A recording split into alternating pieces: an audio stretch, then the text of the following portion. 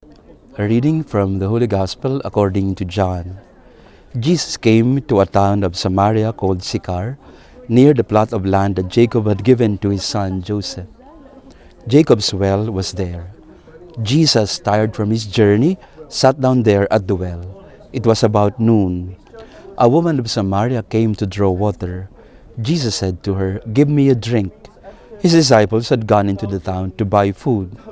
The Samaritan woman said to him, "How can you, a Jew, ask me, a Samaritan woman, for a drink?" For Jews use nothing in common with Samaritans. Jesus answered and said to her, "If you knew the gift of God, and who is saying to you, 'Give me a drink,' you would have asked him, and he would have given you living water." The woman said to him, "Sir, you do not even have a bucket, and the cistern is deep. Where then can you get this living water? Are you greater than our father Jacob, who gave us this cistern and drank from it himself with his children and his flocks?"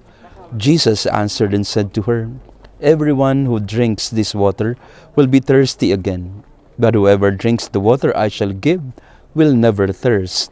The water I shall give will become in him a spring of water welling up to eternal life." The woman said to him, "Sir, give me this water so that I may not be thirsty or have to keep coming here to draw water." The Gospel of the Lord. Magandang araw sa inyong lahat, mga parishioners ng Santa Maria Goretti. Father Jason po, hello to you, our online and in-person parishioners. Nandito po tayo sa Mount Nebo in the country of Jordan. Dito po, if you can find this in Deuteronomy chapter 34, this is where Moses died, and although they don't know where he was buried, but from Deuteronomy chapter 34, this is where he died, looking at the promised land. So ang Mount Nebo po ay bundok kung saan dito nakita ni Moses ang promised land, pero ang sabi ng Panginoon sa kanya, "Moses, hindi ka makakatawid dahil sa iyong pagkakasala." And you can find the sin of Moses in Numbers chapter 20, na hindi niya sinunod ang sabi ng Panginoon sa kanya, that the Lord instructed him to speak to the rock, and yet he struck the rock and disobeyed the Lord. So we now go to our continuation of our 40-day journey in the season of Lent. We are in word number 19. And it is also the third Sunday of Lent. And our readings today, especially of the first reading in the Gospel, talks about the water. In the first reading, Moses strikes the rock and came out this spring of water. In our Gospel, the story of the Samaritan woman, Jesus asked this woman for a drink, and he was offering to him a living water. And of course, the woman asked the Lord, "Sir, can you give me this living water?" So our word number 19 is water. Spring of water. Living water.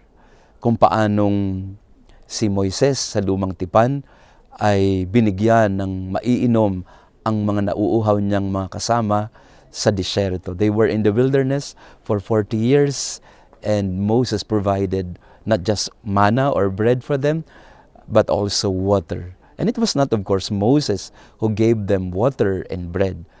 It came from heaven. It came from the Lord himself. And that is also the reason why Moses could not enter the promised land. He could only see it from afar. Why? Because he lacked trust in the Lord. Hindi siya nagtiwala sa Panginoon na ang sabi niya sa sarili niya, "Ako ang magbibigay sa mga tao ng tubig at hindi ang Panginoon."